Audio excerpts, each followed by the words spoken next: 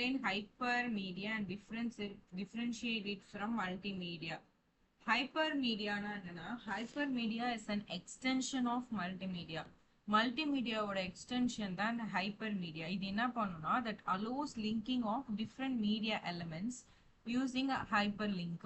Link மூலமா different media elements வந்து link பண்றதுக்கு யூஸ் பண்றது தான் இந்த hyperlink. Hypermedia is an extension of multimedia. இது என்ன allow பண்ணுனா linking of different media elements using hyperlink. இது என்ன provide பண்ணுனா non-linear way of accessing information. It provides a non-linear way of accessing information. Definition of hypermedia. Hypermedia ஒரு இந்த system வந்து என்ன இன்டகிரேட் பண்ணுனா text, image, audio, video along with hyperlink for navigation between a content. இந்த நம்ம ஒரு word கீழே underline வரும்ல அதை கிளிக் பண்ணும்போது நமக்கு லிங்க் ஓப்பன் ஆகும். அதுதான் சொல்றாங்க hypermedia அப்படின்ட்டு. So hypermedia is a system that integrates text, image, audio, video along with the hyperlink for navigation between content. Next, what are the features of hypermedia and pathina? Features of hypermedia is nothing but non-linear navigations. You can go with the non-linear navigations. It's nothing but user வந்து content வந்து move பண்ணுவாங்க link click பண்றது மூலமா. User can move between a content using link. No fixed sequence is followed. இது எந்த ஒரு fixed sequenceமே இதுல follow பண்ணிருக்காது. Interactivity-னா என்னன்னா user can click links and navigate freely. நம்ம லிங்க் கிளிக் பண்றது மூலமா அது நேவிகேட் பண்ணிக்கலாம் அந்த பேஜ்க்கோ டேப்க்கோ. இதுதான் இன்டராக்டிவிட்டி அப்படின்றாங்க. டைனமிக் யூசர் கண்ட்ரோல் இது ப்ரொவைட் பண்ணும். Next integration of media. Integration of மீடியானா என்னன்னா combine different media elements into single system. நிறைய மீடியா எலிமெண்ட்ஸை சிங்கிள் சிஸ்டம்ல நம்ம கம்பைன் பண்ணிக்கலாம்.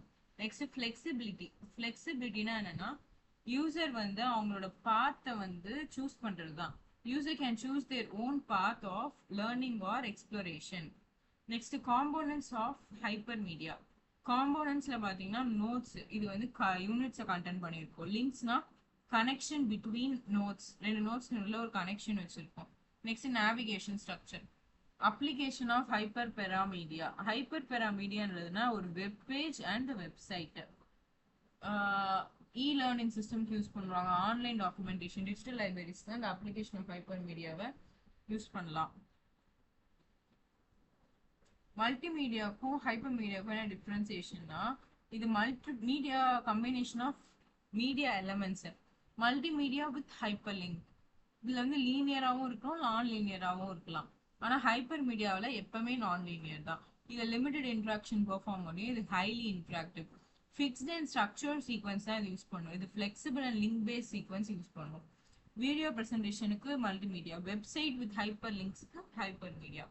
இதோட அட்வான்டேஜ் என்னன்னு பார்த்தீங்கன்னா ஈஸி நேவிகேஷன் ஆஃப் இன்ஃபர்மேஷன். ஈஸியாக ஒரு இன்ஃபர்மேஷனை நம்மளால நேவிகேட் பண்ணி போக முடியும்.